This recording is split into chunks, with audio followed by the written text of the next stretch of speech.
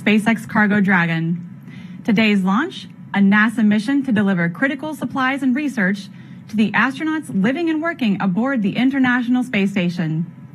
Liftoff is scheduled for 11:17 a.m. Eastern Time. Good morning and welcome to Kennedy Space Center in Florida. I'm Tori McClendon with NASA Public Affairs. We are thrilled to have you join us during this holiday season to watch the newly redesigned Cargo Dragon spacecraft begin its debut flight. Today kicks off a new series of resupply missions to the space station.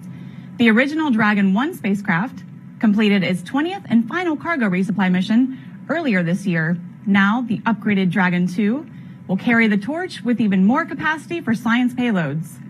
It will lift off on a SpaceX Falcon 9 rocket from historic Launch Complex 39A. We have teams across the country following today's operations, from SpaceX headquarters in Hawthorne, California, to Mission Control in Houston, and right here in Florida. We'll also have experts talk with them about the science on this mission. Fueling is underway on the Falcon 9 rocket, and there's a live view as we speak. We are now at T-minus 30 minutes and counting. And as with all missions to the International Space Station, the launch window today is instantaneous. That means the rocket must launch at the exact second of the planned liftoff in order to reach the correct orbit to get to the space station. Cargo Dragon will dock to the station at about 1:30 p.m. Eastern Time tomorrow, and Dragon is of course packed with critical supplies and research, but also a few items to help make the crew feel a little more at home for the holidays. We'll take a closer look at the science on board, but first, here are some basics on this mission. This will be the first launch for SpaceX under NASA's second Commercial Resupply Services contract and the company's 21st mission of its kind. This will be the fourth flight for the Falcon 9 first stage that will once again return to Earth to be refurbished for its next mission. Cargo Dragon will deliver more than 6,400 pounds of research and supplies to the astronauts on board, and this will be the first flight for the upgraded Cargo Dragon that will now perform automated rendezvous and docking with the space station. CRS-21 is unique in so many ways. Let's take a look at what makes this cargo mission stand apart from the rest.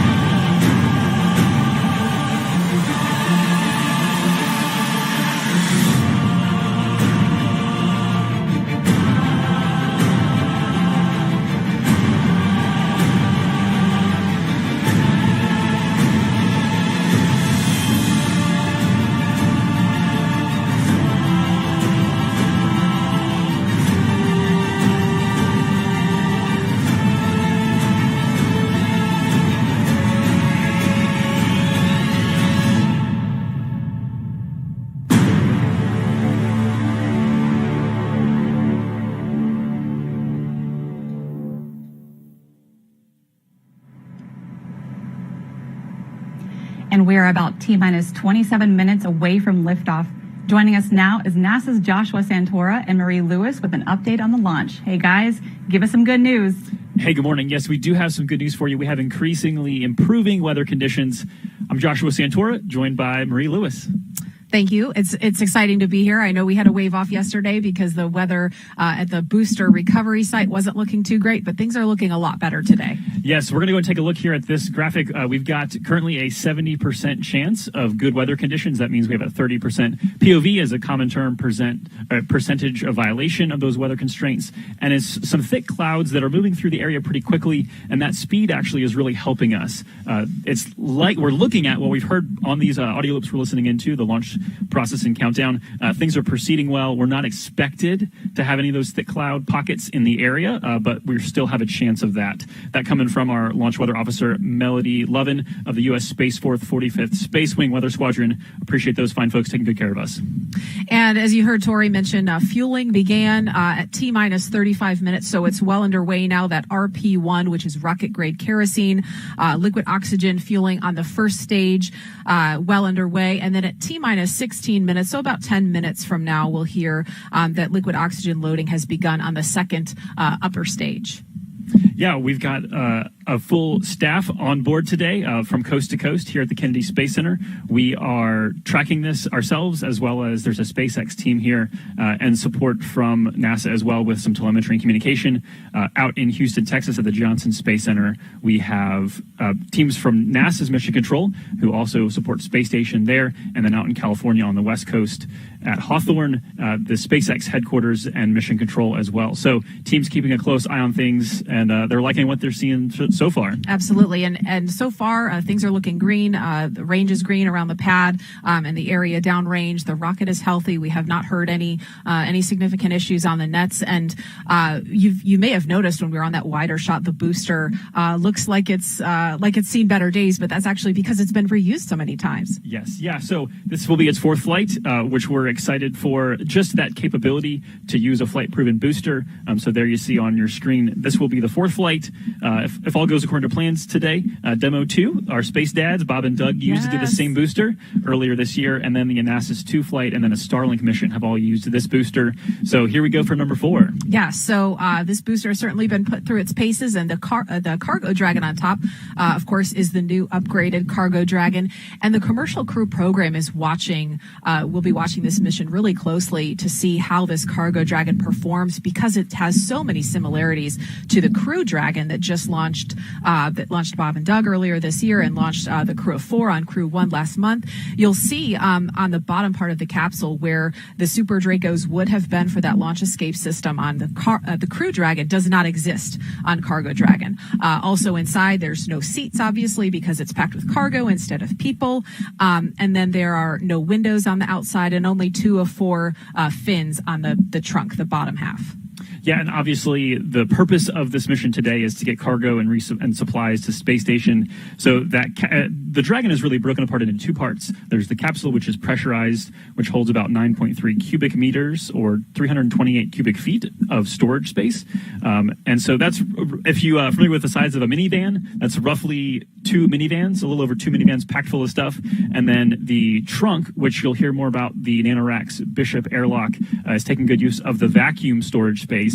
It's exposed to the vacuum of space as it takes off. That's about 37 cubic meters or 1,300 cubic feet.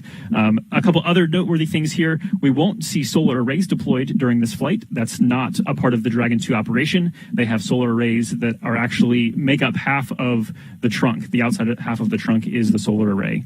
And then the nose cone, that will be kind of a big final milestone for us on our flight today, is that nose cone being opened, because as we need to dock with station, we need a space to be able to dock with station, and it's underneath the nose cone. Mm-hmm. And one other real quick mention, you can see in this wide shot the crew access arm that has retracted away already from Cargo Dragon. This was the first time that SpaceX used that crew access arm to load cargo on a cargo resupply mission. They've obviously used it before for the crew missions, but this is the first time they used that arm to load cargo for a cargo resupply mission. So we are now at T-minus 23 minutes, 6 seconds and counting. Again, we have an instantaneous launch window at 11:17 and 8 seconds this morning Eastern Time. And SpaceX will attempt to land that first stage booster a 4th time, this time over the Atlantic Ocean on the Of Course I Still Love You drone ship. So we'll be keeping an eye on that about 8 minutes and some change after launch. But for now, Tori, we will send it back to you. Thanks for the update. We'll check back in with you later. Sounds like everything is looking good so far for today's launch. Cargo resupply missions from U.S. companies like the one today ensure a national capability to deliver critical science research to the space station.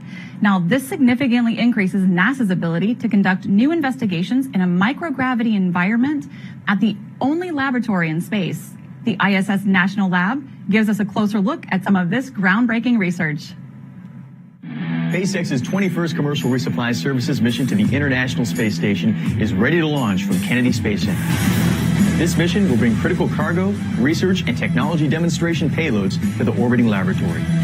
The ISS National Laboratory is proud to sponsor more than 15 payloads on this mission, representing dozens of experiments to further fundamental and applied research through space-based inquiry and to engage the next generation of researchers and explorers. Here's a quick look at some of the payloads on SpaceX CRS-21. Bristol Myers Squibb, a leading pharmaceutical company, is launching a protein crystallization investigation aimed at improving drug formulation and delivery for patients on Earth. In this experiment, the team will study the crystallization of monoclonal antibodies in space to improve their crystallization back on the ground. Monoclonal antibodies are lab-created proteins designed to interact with specific targets called antigens and are used in the treatment of several diseases, including cancer. 3 projects on this mission are funded by the National Institutes of Health through its joint multi-year Tissue Chips in Space initiative with the ISS National Lab. Tissue chips are small devices engineered to grow human cells on an artificial scaffold to model the structure and function of human tissues. Studying tissue chips in space may accelerate pathways for understanding disease and developing new treatments for use on Earth and beyond. To learn more about all ISS National Lab sponsored research on this mission, please visit issnationallab.org. Among all of this life-changing science, the heart tissue chips experiment is quite fascinating. NASA's Jasmine Hopkins is standing by with a special guest who can tell us more. Jasmine. Thank you so much, Tori. I'm Jasmine Hopkins, and joining me to talk to us more about the Cardinal heart tissue chip investigation is Dr. Dilip Thomas, postdoctoral fellow from the Stanford Cardiovascular Institute. Thank you for joining us, Dr. Thomas. Thank you, Jasmine, for having me. Absolutely. Can you tell us what this investigation is about? Absolutely. So the Cardinal heart tissue chip research is born out of an academic collaboration between Stanford Cardiovascular Institute, University of California, Santa Barbara, Biosource Space Technologies, and the ISS National Labs. The research is funded by the National Institutes of Health and the National Center of Advances in Translational Sciences. And we are a part of the Tissue Chip Consortium. So as one of the leading cardiovascular groups in the nation, we're interested in how heart disease develop and how we can use better medications to treat them. The Cardinal heart experiment that's launching on the ISS, we are particularly interested in how microgravity affects the heart. And we are doing so using an engineered heart tissue that is grown in the lab, which is basically a small muscle strip of your heart that beats spontaneously. Now you may ask, why is this research important? So on Earth, we know that our heart takes the shape of the letter V, and in microgravity, it takes the shape of the letter O. The reason being that a phenomenon called mechanical unloading, meaning that when we are on Earth, our heart has to work hard against gravity to push all that blood throughout our body. And it's that exercise that keeps the heart healthy and fit. And when we take that exercise away from the heart in microgravity, it has to work very less. And as a result, over time, for long durations of time, it can get weaker and lead to a condition called heart failure. Now, in the United States, there's about 6.2 million adults who suffer from this condition of heart failure. So we want to use microgravity as a platform to study how this phenomenon occurs and bring and test new drugs that are FDA approved to reverse the effects of the aging and such cardiac complications. Not only that, the research will also provide us insights into how a heart may function during long-term space expeditions for our astronauts and space explorers. Well, that is fascinating. And we know that our team in space is eager to get their hands on your research, but can you tell us about your team on Earth that helped you develop it? Absolutely. So we, as a team of scientists and engineers, we are thrilled to be a part of the space biology community. And it's always exciting to bring the research from the lab to the launch pad. And me and my team have come to an greater appreciation for how a billion parts has to be enabled to move this research to the ISS. And here I would like to acknowledge my team. So if you can bring up the photo of my team. So here from left to right, we see Dr. Louis Zia from Biosource Space Technologies, my mentor, Dr. Joseph Wu, and Sushma Shenoy from Stanford. And we also have Dr. Orlando Chirikian from UCSB. So to celebrate all the teamwork that we have put into this Cardinal heart experiment, we have designed a cool mission patch, which you can see on the screen, that shows all our collaborators on this particular project. And right at the center, you see the cartoon of an engineered heart tissue that we are sending up to the space station. So we are super excited and thrilled. So go NASA, go SpaceX, go Dragon. Awesome. We are very excited to see your science launch to space. So let's actually get back to Tori in the studio for a launch update. Tori? Thanks, Jasmine. We are now at T-minus 16 minutes and counting. Let's check in with SpaceX in Hawthorne, where the company designed and built its Falcon 9 rocket and Cargo Dragon. Shiva Bharadwaj is joining us live. Shiva, how's it going on the West Coast? Hey, thanks, Tori. Mission control teams are monitoring the vehicle heading into launch. But let's talk about the Dragon spacecraft. Dragon debuted in 2012 as the first private spacecraft in history to visit the International Space Station. And actually, since then, Dragons have made 23 trips to and from. Today, it's actually one of the few vehicles that can deliver significant cargo to the space station and the only vehicle that can deliver cargo from the station. Now, we've refreshed and updated Dragon's design to fly people, and we've actually done that twice this year on our Demo 2 and Crew 1 missions. But today's mission marks another first for Dragon, and that's the first flight of the cargo version of our updated Dragon design. Now, Dragon was designed from the beginning to be reused. To date, we've actually flown 9 Dragon missions with reused vehicles, and this new version can support up to 5 flights to and from the space station as opposed to 3 on our previous design. In addition, it's about 20% larger, boasts double the powered lockers on board, so that's space for powered science experiments, biological life science experiments, and it also splashes down in the Atlantic Ocean, which allows us to return those scientific payloads within a few hours after landing. Now, on the outside, this vehicle looks very similar to what you may have seen on our Demo 2 and Crew 1 missions, but this vehicle is configured a little bit differently since we don't have people on board. In the pressure section, which is that top portion there, what we've swapped out the seats and the crew displays for cargo racks and straps. We've also removed the Super Draco engines, those only being used to carry astronauts away from the Falcon 9 in the unlikely event of a pad or a launch abort. And finally, the environmental system has also been reduced in size and complexity since we don't have people on board. Now, flying NASA astronauts and keeping the space station fully operational is a top priority for SpaceX. This mission is actually the first operational resupply as part of NASA's second Commercial Resupply Services contract, and we're on contract to provide supplies through 2024. And the whole team here is super excited to see this Dragon arrive at the space station tomorrow, and for the first time ever to see 2 Dragons attached to the International Space Station. So with that, back to you, Tori. Thanks, Shiva. These upgrades to the Cargo Dragon bring tremendous benefit to NASA and its ability to resupply the space station and conduct critical research. Joining us now is NASA's Leah Cheshire at Johnson Space Center in Houston to tell us more about this mission. Leah. Hi, Tori, and thanks so much. Welcome to the International Space Station Flight Control Room here in Houston, Texas at Johnson Space Center. This is currently the Orbit 2 team of flight controllers. They are monitoring the systems aboard the International Space Station 24/7, 365 days a year, and today they are led by Flight Director Paul Kanya. This team will really jump into action tomorrow as Cargo Dragon approaches the International Space Station and enters the approach ellipsoid. That's an imaginary sphere around the International Space Station that helps us monitor vehicles as they arrive and depart as well. Currently living on the International Space Station, we have 7 people. That consists of 2 Russian cosmonauts, Sergei Ryzhikov and Sergei Kudzverchkov, as well as our 4 NASA astronauts, Kate Rubins, Mike Hopkins, Victor Glover, and Shannon Walker, and JAXA astronaut Soichi Noguchi. Once Cargo Dragon arrives to the International Space Station, it will be joining a Crew Dragon as well as 4 other vehicles.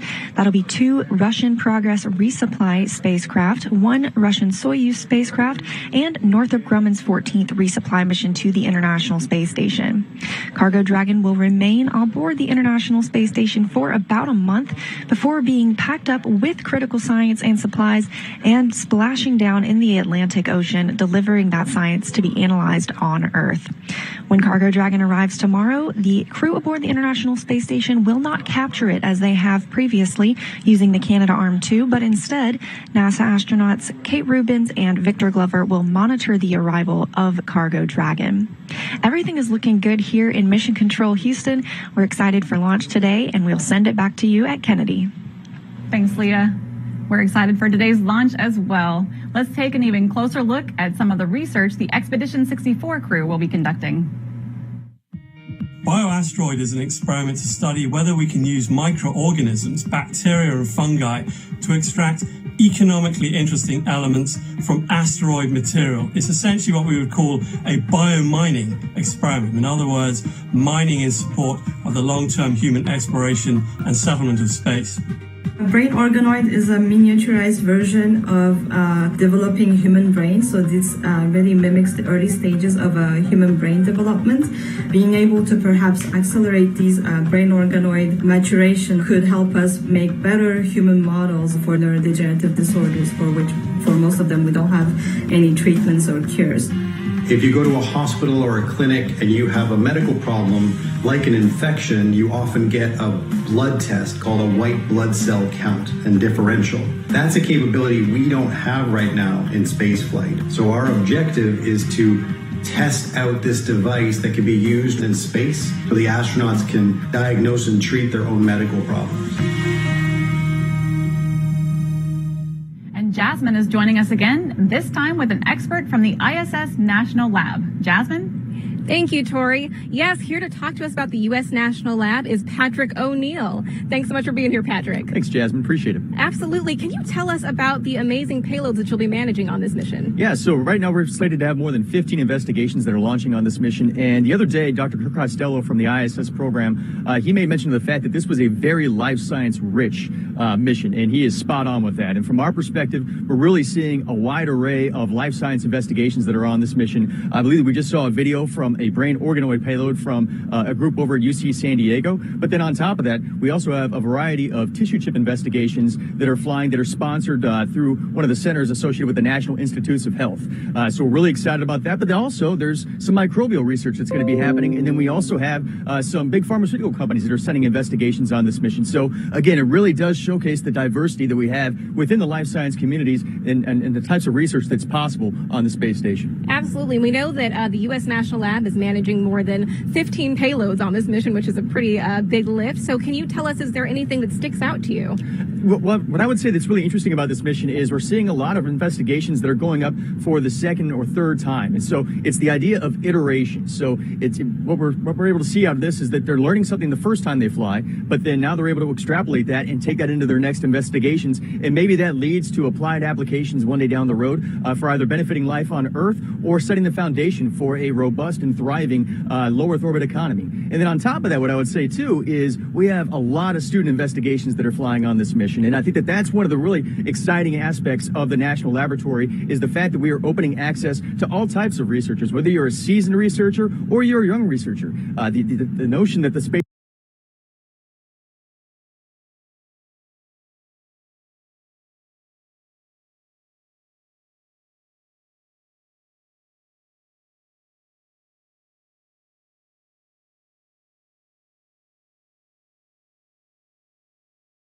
the foundation for a thriving low Earth orbit economy.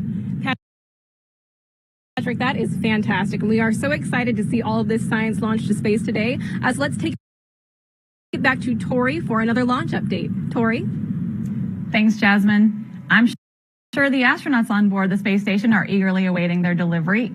And it looks like they won't have to wait much longer with just about 8 minutes to go before launch. Let's head back over to Joshua and Marie to take us through liftoff. Guys, how are we looking? All right. Thank you so much, Tori. Well, good news to report. We've heard very little chatter on the nets, and that's a good thing. No news is good news. It's been relatively quiet. Rocket is healthy. Again, as you said, well, we're inside 8 minutes. Now we're at T-minus 7 minutes and 40 seconds. Yeah, you always get a little bit anxious with that much quiet. But again, like you said, it's a good thing. Yes. We have to remind ourselves of that. So we're excited to hear for this today. We're expecting to hear a few things coming up. One of them, a call for internal power. That would be the Dragon moving to internal power, meaning that it's primed and ready to live on its own apart from ground support equipment. We're also looking for the engine chill to begin in just a minute, actually in just about 15 seconds. We should hopefully hear that. That's the cooling of the Merlin 1D engines at the base of the first stage. That's to prepare them to receive cryogenic fuel. You don't want to run temperatures of negative 330 degrees below zero into lukewarm or atmospheric temperatured engines. And so we just heard that call for the engine chill. So that came just inside of T-minus 7 minutes.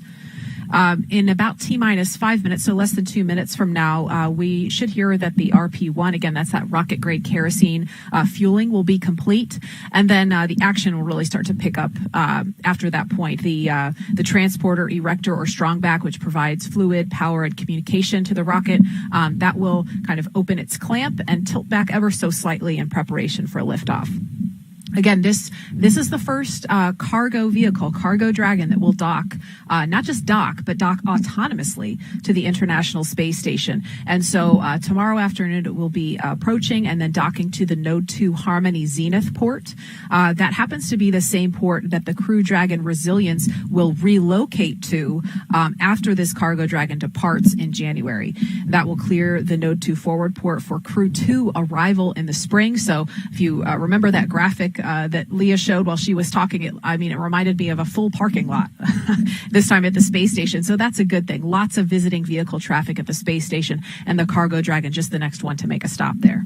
Yeah, just a point of clarification. We've obviously mentioned that there's been almost a couple dozen missions with the Dragon to space station, and those birthed. They didn't dock. And for those that aren't familiar, that is a difference there. So just to kind of make that point, the start of the show here in just about 5.5 minutes is going to be the Falcon. So talking through this vehicle and what it can do. It's a 2-stage rocket, roughly 230 feet tall, 12 feet in diameter. At the base of that rocket, you've got 9 Merlin 1D engines that will produce roughly 1.7 million pounds of thrust at liftoff. And then that's the first 2/3 of the rocket. And then the next segment is a very dark black inner stage adapter, and that's connecting the first and second stage. That actually houses the Merlin vacuum engine, which will power the second stage to the correct orbit. They're a great call, Dragons and terminal count. That's what we're looking for. So we are progressing forward here. Internal power. There we go. There's the internal power call officially. We also have hypersonic grid fins at the top of the first stage, as well as carbon fiber landing legs, which will help us successfully land this for hopefully the fourth time. Mm-hmm. That will be really exciting to see.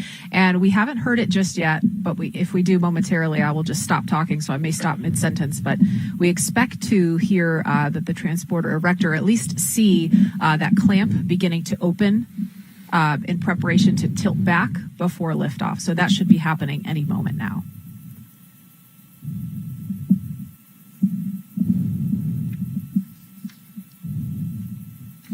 So while we're waiting there for that, we're on our way to space station. We've talked about that a good bit. The space station is actually in the over top of the Indian Ocean, headed on a west to east track, about to kind of round around the southern portion of Australia. So we're roughly on a 24-hour intercept pace to get there, but that's kind of a quick update for you.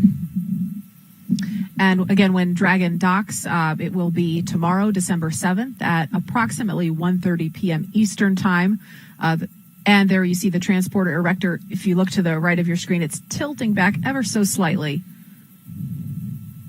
And that, again, is what happens in preparation for liftoff.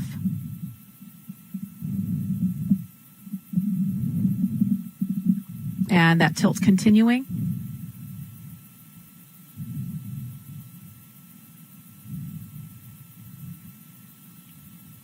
And looks like that is complete, and just gorgeous skies surrounding the launch pad right now. The thick clouds look as if they're staying offshore. We can't see directly above the rocket, which is the important part of the sky, but things are looking really good at the moment. All right, we are just inside T-minus 3 minutes now. So in less than a minute, we should hear that the ranges go and stage 2 locks close out. Stage 1 locks is closed out for flight. That was at stage 1, liquid oxygen closeout. So the first stage is fueled, and we should stop seeing that venting, which you can see on your screen there. If you see some of the condensation of the air forming around the rocket, that's just a matter of the cryogenic temperature of the vehicle, the fuel mixing with the atmospheric weather.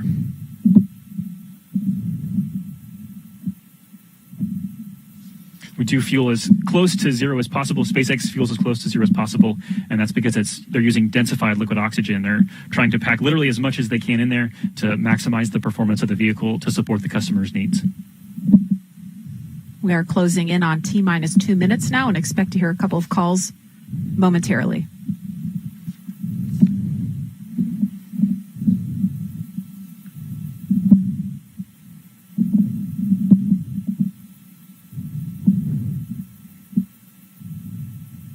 Stage 2 LOX has closed down for flight. And there's that stage 2 LOX closeout call. Dragon is in auto idle.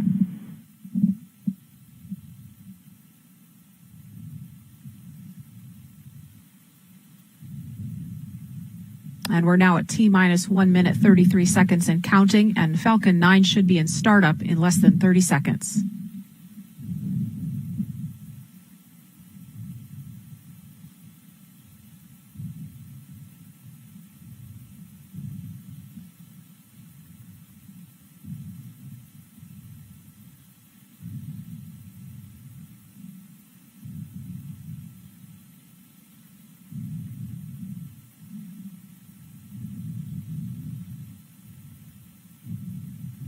Falcon 9 from startup.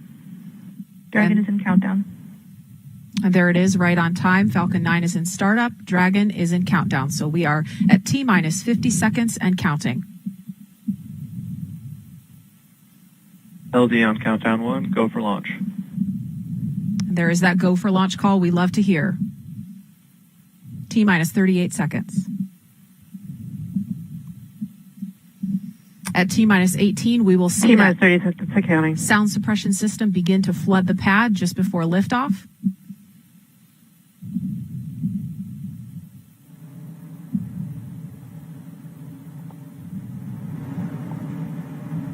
T-minus 15 seconds.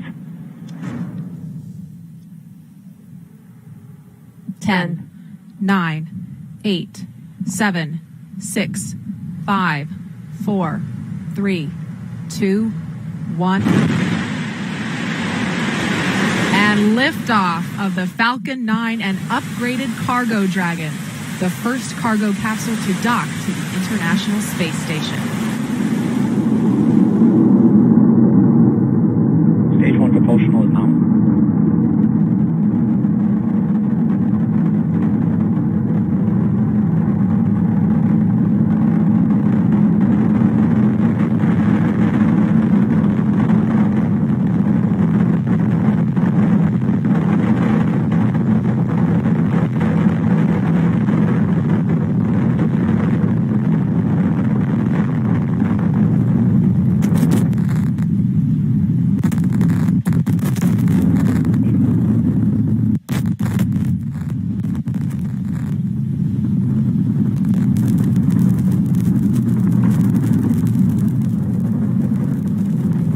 Falcon 9 is supersonic.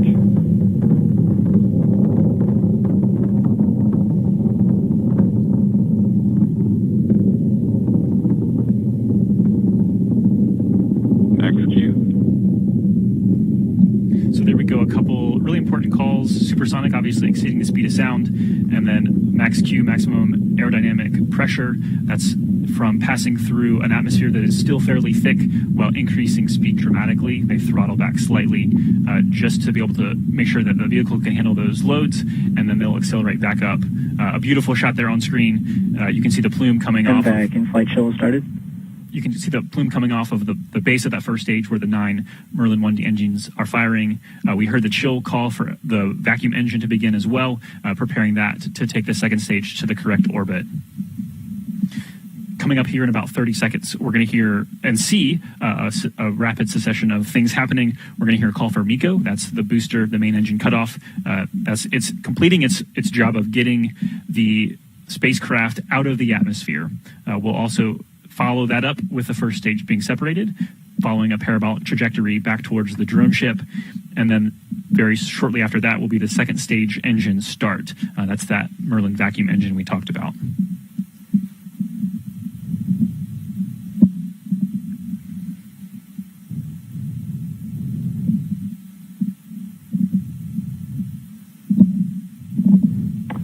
MECO 1. Stage separation confirmed. There you see a beautiful shot, the first stage falling away. MVAC ignition confirmed. And that MVAC ignition confirmed. There you see it on screen. You can see on the left side, you can kind of see that plume coming out, and you'll see that engine bell increasingly get more of that beautiful orange color to it that says we're just increasing the heat and picking up the pace. The two camera angles you see here are on reverse sides of that engine, so you're seeing a single engine there, just from opposite directions. As we continue on a nominal call, we heard a number of those during the uphill climb as well. Beautiful launch today, just stunning. And again, all the calls we've heard have been nominal up to this point. So all things looking great. There you see on the left-hand side of your screen, that first stage continuing on. Those hypersonic grid fins are now expanded. Those won't be usable until they re-enter the atmosphere. Obviously, without the atmosphere, that kind of directioning just isn't helpful. But once they enter the atmosphere, you'll see those begin to move, pitch and roll to be able to target that pinpoint landing on, of course, I Still Love You, the drone ship. We've got less than 5 minutes till we expect that to happen. Stage 2 propulsion is nominal. A couple more great nominal call outs there.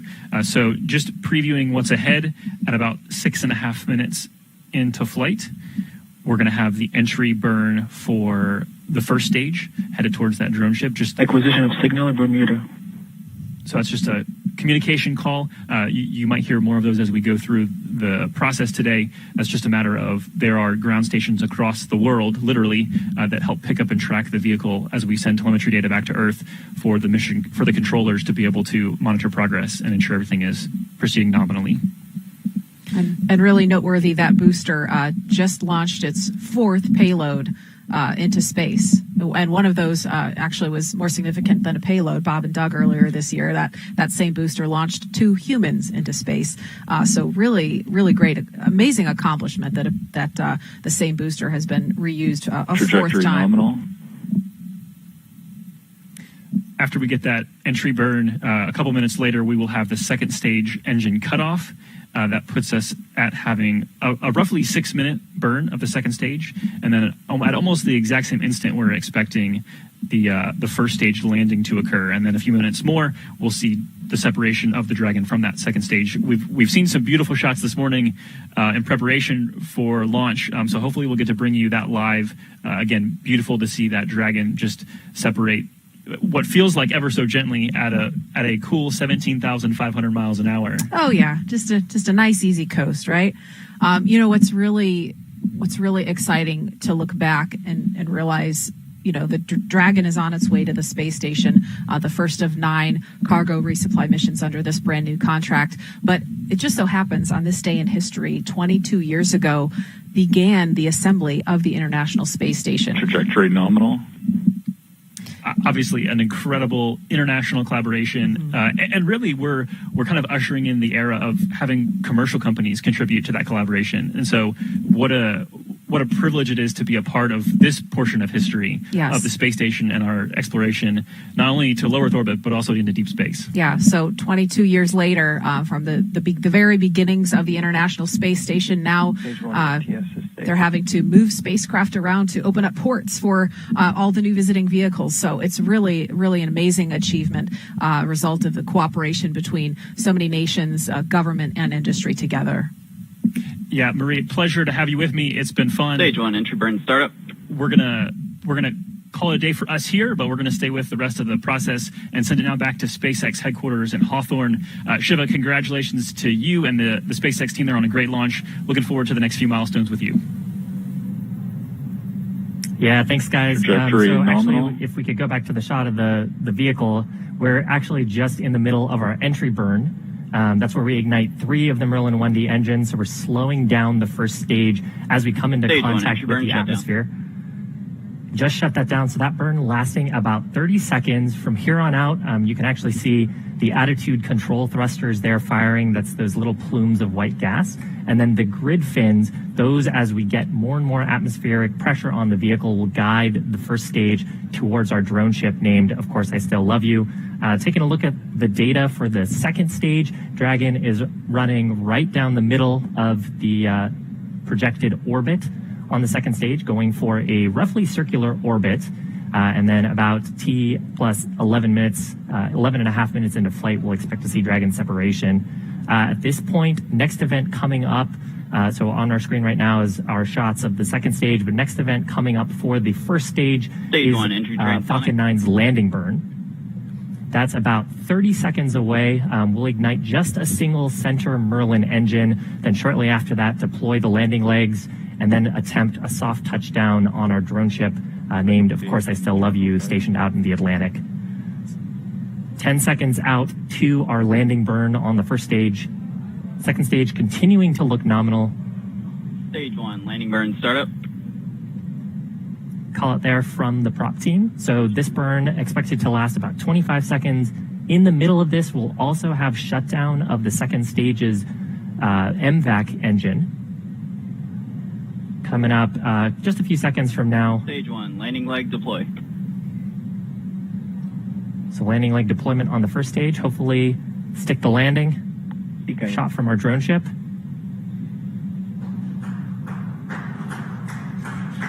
Stage 1. And there is the fourth successful landing of this Falcon 9. Exciting news as well. This is the 100th successful flight of Falcon 9. It's our 68th successful first stage. You also heard the call out there for nominal orbital insertion on the second stage. So that means Dragon is in the target orbit, still attached to our second stage. 100 successful landings of Falcon 9, fourth landing of this booster, which first flew Bob and Doug to space. 35th landing actually on this drone ship. Coming up next in about 2 minutes from now, 2 minutes and 20 seconds, we'll expect to see deployment of the Dragon spacecraft from the second stage. Now, if you're just joining us, we had an on-time liftoff at 11:17 a.m. Eastern Time, successfully recovered the first stage, which you can see on your screen. Dragon attached to the second stage in orbit around the planet. Second stage doing some checks right now, verifying that its attitude is appropriate for Dragon separation shortly after. All in all, very nominal mission so far, and just what we want to see. So with that, I think we can actually check in with the flight controllers at NASA's Johnson Space Center who have been monitoring the mission. Leah, how are things going over there? Hi, Shiva. Thank you. An amazing launch, and things are going well over here, too. Flight controllers here are monitoring the International Space Station, and as I mentioned earlier, they will begin joint operations tomorrow once Cargo Dragon enters the approach ellipsoid, or an invisible sphere around the International Space Station that's 4 kilometers by 2 kilometers by 2 kilometers, and helps us monitor the approach and departure of visiting vehicles. We have seen second stage separation and obviously that first stage landing on the drone ship. Next major milestone we'll be looking for is for second stage cutoff, and then eventually second stage separation from the Cargo Dragon, when Cargo Dragon will begin flying free on its own.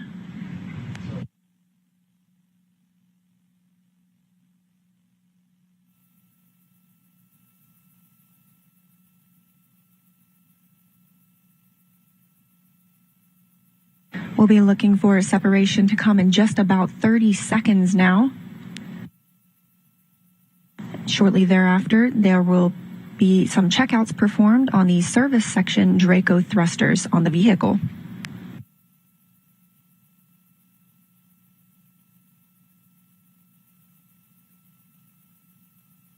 At the time of launch today, the International Space Station was flying 257 statute miles over the southern Indian Ocean west of Perth, Australia. As we mentioned earlier, we have a full house aboard the International Space Station of 7 people and 5 visiting vehicles. That will turn into 6 tomorrow. As Murray mentioned, a full parking lot, home for the holidays. Dragon separation confirmed.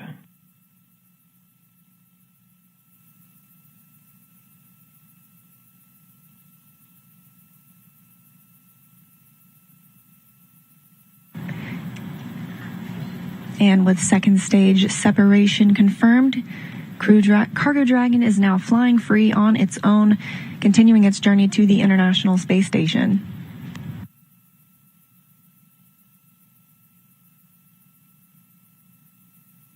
Next major milestone coming up in just a few moments will begin the nose cone deploy, revealing those bulkhead thrusters underneath.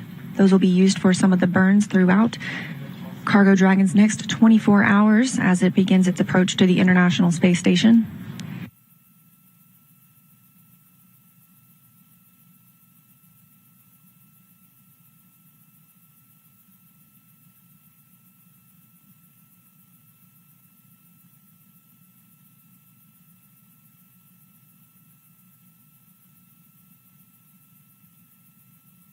And we've heard confirmation of nose cone deploy and some good checkouts of those thrusters. Next up, we have a special guest, Jeff Arend, the Systems Engineering Integration Office Manager of the International Space Station, is standing by to tell us a little bit more about today's mission.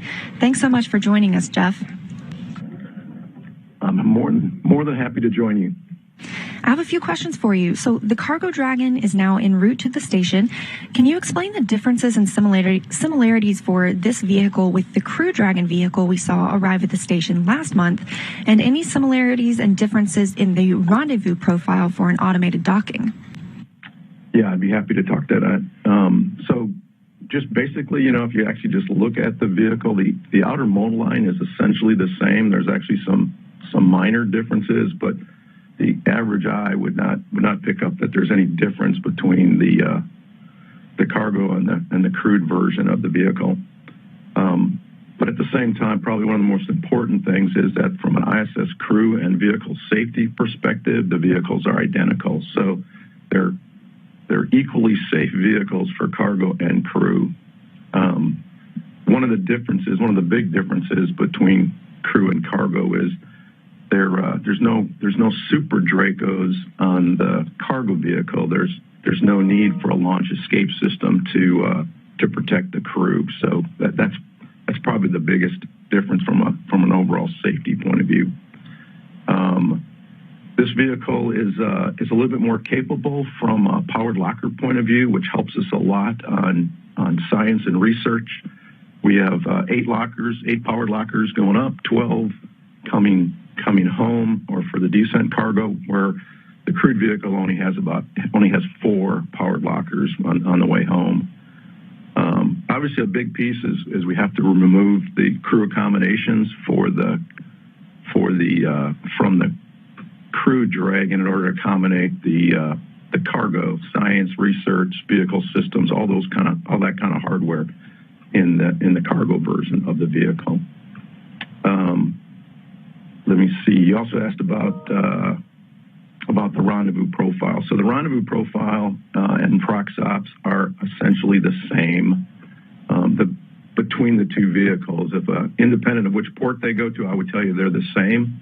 The big difference for this mission is SpaceX 21. The cargo version is going to our Zenith port, ISS Zenith port.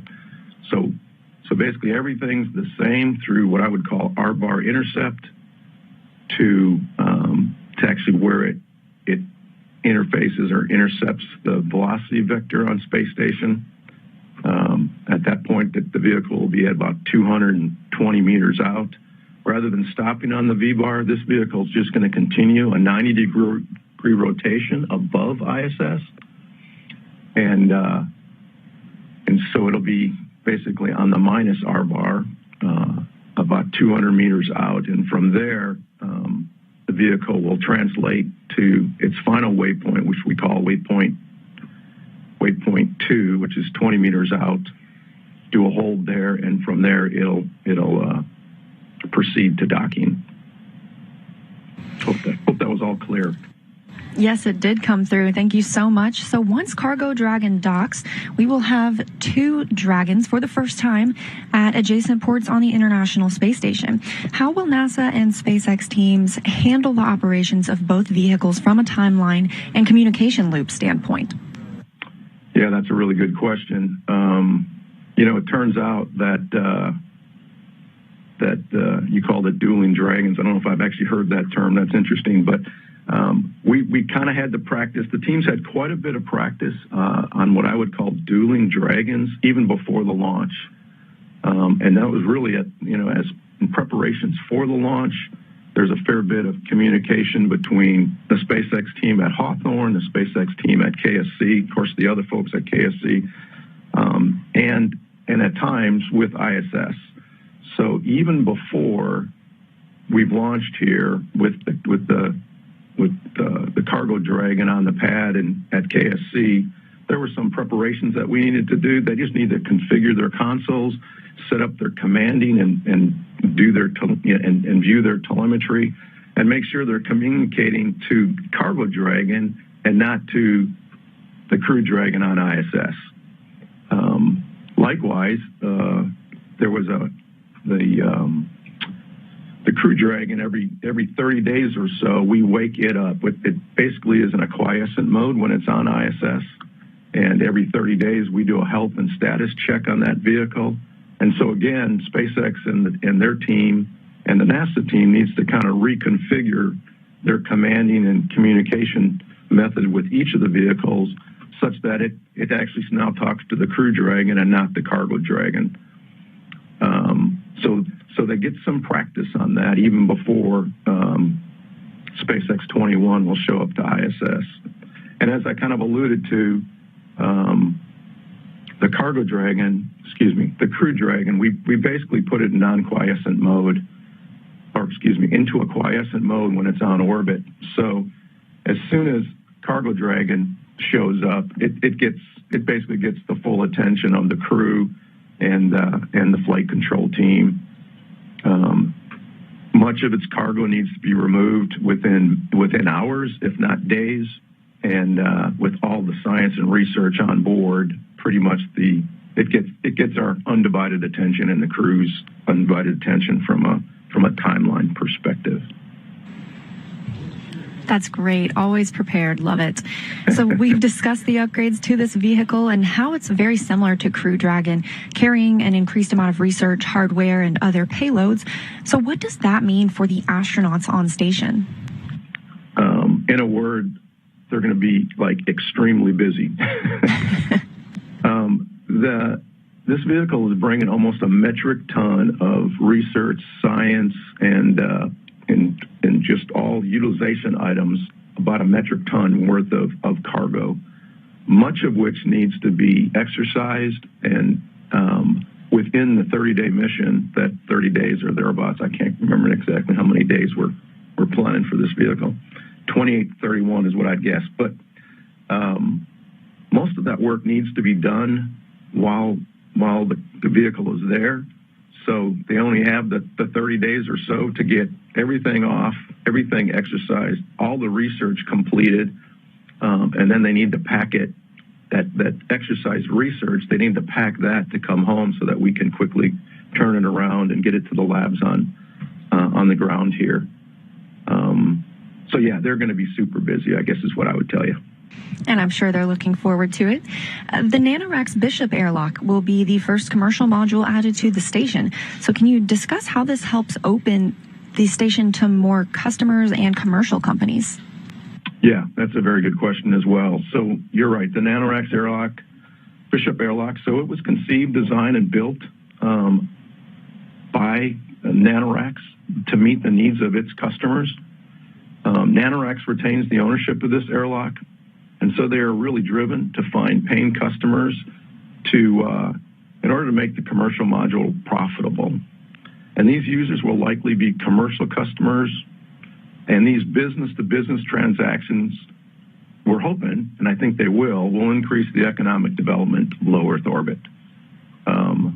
In the past, the what we call the GEM airlock, or the Japanese Exposed Module airlock, sometimes has been kind of a bottleneck for us to do material science and material science research, certainly all the jettisons of the various satellites that we've been putting out.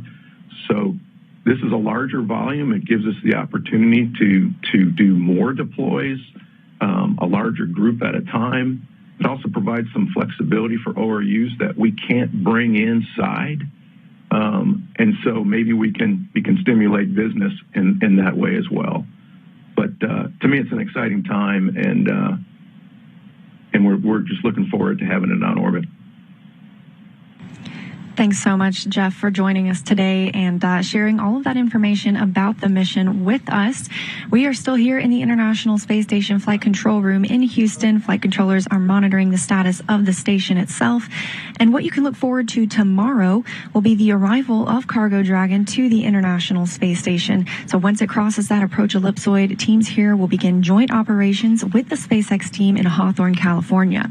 NASA astronauts Victor Glover and Kate Rubens will be monitoring the approach and arrival of Cargo Dragon as it makes the first docking by a Cargo Dragon to the International Space Station. They will begin working then to get the hatch open on Cargo Dragon. That'll take a couple of hours because it includes pressurizing the vestibule or the space between the hatches on the International Space Station and on Cargo Dragon itself. But for right now, everything looking great with a beautiful launch today, and we're looking forward to the arrival tomorrow. So that's our wrap here in Houston, and back to you at KSC. Thanks, Leah. Wow, what a beautiful launch and landing, and by far one of my favorite things on the Space Coast. I mean, the rumble never gets old. And Cargo Dragon is now on its way to the International Space Station. With the help of U.S. companies like SpaceX and our astronauts in space, like the Expedition 64 crew, NASA is using the station to conduct cutting-edge research and technology development in preparation to send the first woman and the next man to the moon in 2024. And then we'll use what we learned there to take the next giant leap, sending astronauts to Mars. You can tune in to docking coverage on NASA TV tomorrow, starting at 11:30 a.m. Eastern Time, with docking at 1:30 p.m. That's going to wrap up our coverage.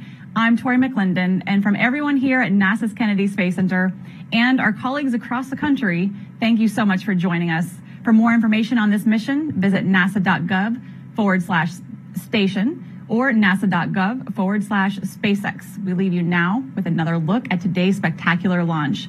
Happy holidays, everyone, and go CRS-21. 10, 9, 8, 7, 6, 5, 4, 3, 2, 1. And liftoff of the Falcon 9 and upgraded Cargo Dragon, the first cargo capsule to dock to the International Space Station. Stage 1 propulsional is on.